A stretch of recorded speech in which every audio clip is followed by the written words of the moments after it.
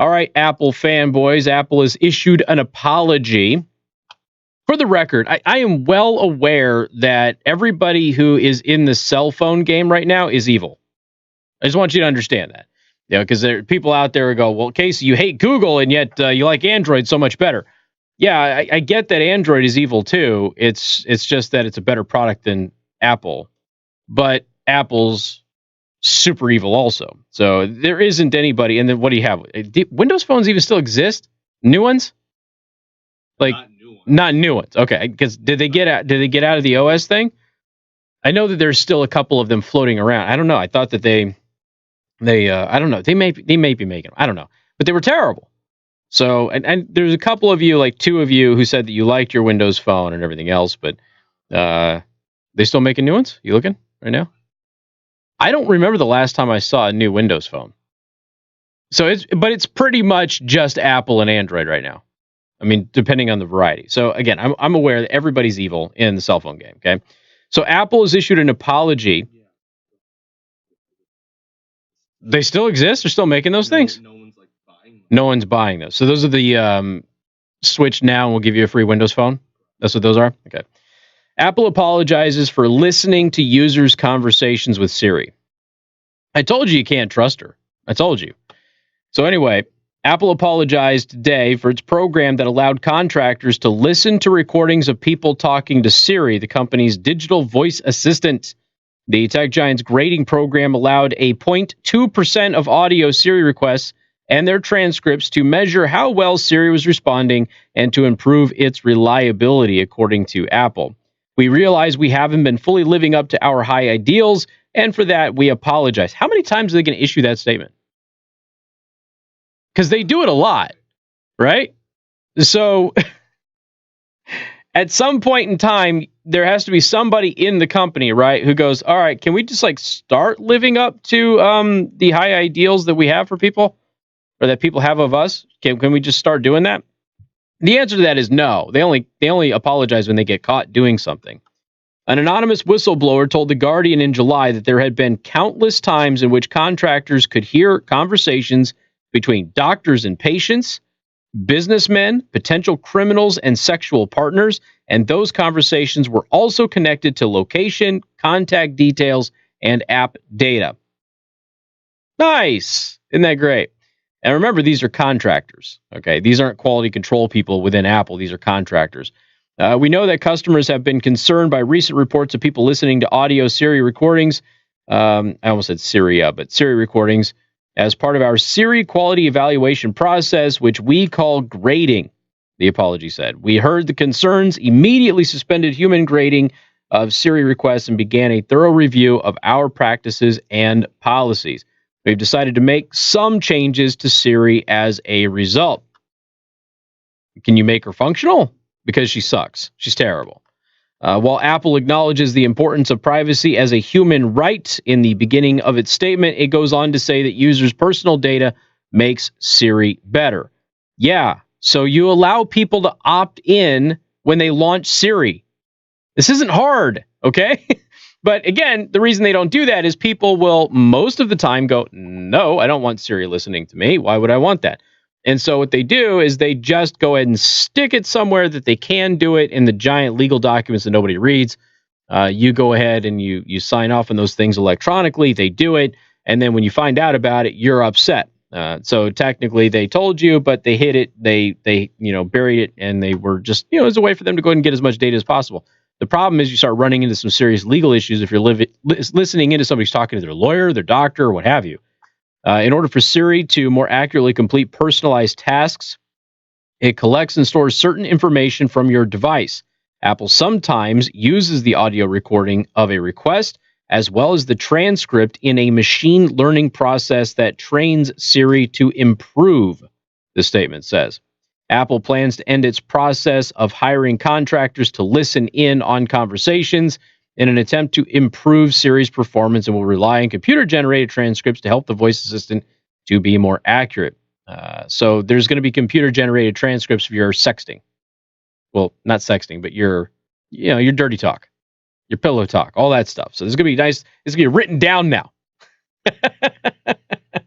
It was written down and listened to. Now it's just going to be written down. Apple will also allow users to give consent before their audio samples are used. And if they do give consent, only Apple employees will be allowed to listen in until some law enforcement agency decides otherwise.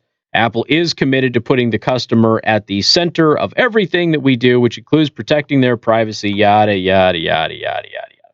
I'm sure that when Rush Limbaugh comes back from town, he'll defend this somehow, some way. So anyway, not surprising. Again, you probably should understand that, but not very surprising. But yeah, they were listening into people's conversations and things like that. Like I said, there were examples of it where you were in your doctor's office. There were examples of intimate conversations and things of that nature. I don't know exactly how all of that ends up working out. And yeah, all you got to do is just have the little opt-in thing like they're talking about. Well, they're going to say you opt out, I guess. So still going to catch your data. It is what it is. Your cell phone spies on you. Everybody should know that by now. This is why you just have to be, if you're cognizant of it and you conduct yourself appropriately, it won't be too big of a deal unless it really is encroaching on your privacy. It is what we tell people. Everything you put on the internet is there forever. Okay? You're not going to get rid of it. All of these people who delete themselves from the internet in Europe, guess what? Their stuff is all over the place. It's all over the place. It's probably in the United States. So they might be off of the European networks, but they'll be in the United States. They'll be in Asia, that sort of thing. If you send photos of yourself to somebody over the internet, it's going to be there forever. Now, that doesn't mean it's going to be discovered, okay? It doesn't mean you're going to be exposed. It's just that you have to understand that risk exists. And if you are on a career path or something of that nature and you don't want that to be there, then find another way to do it. They still sell Polaroid cameras, but you've got to be careful of digital copies of those too. So just be careful. And here's the other thing. So I just posted something on Facebook today. Said, was it 1990s, lots of memories, no evidence. Okay. And that's me. That's my generation. As many of you out there, you grew up in the 90s, you grew up in the 80s, you got a lot of really cool memories. There's no evidence of what you did. We were the last generation to have that. You know, as I was late in my teens, the internet was finally starting to do its thing. So there certainly wasn't the networks and the data gathering and the things like that we used to, that we have now back then. So we're still protected for the stuff we did when we were really young.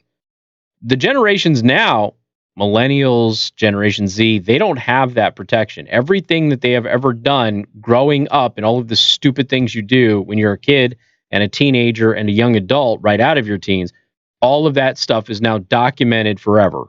And they can't get away from it. We have the ability, just because of where we were technologically at the time, to not have somebody look back at what a moron we were at 16 years old and all of the awful, horrible things we said about our classmates and our teachers and our parents and all of that stuff on social media. But the younger generations can't do that. So now there's a couple of things that have to happen. Those younger generations have to realize that what they put on the internet is there forever. And then society is going to have to take a step back and stop weaponizing this stuff. We are going to have to realize that young people do things that are dumb. Only now everybody knows about it. They didn't used to know about it. We used to light our yard on fire and do all sorts of stupid stuff with one another. Okay. Harmless fun, I guess, since nobody got seriously hurt. But if you're to do that now, guess what? There's a social profile. This guy is a psychopath. He's lighting fires. He's an arsonist and he's a pyro. All of these things could be used as weaponized slander against you. So as a society, we're going to have to kind of learn to forgive that stuff as well. But we don't think we're quite there yet. And it doesn't help that, we have all of these devices which make our lives undoubtedly much easier, are also in the game to make money off of us, which is using our data. And there's going to be a part of that where they're going to be spying on you. And again, usually the trade-off is a benefit to you, but sometimes it's not. So we just have to be careful. 574-2595, 95.3. That's 2595-953. More coming up on 95.3 MNC.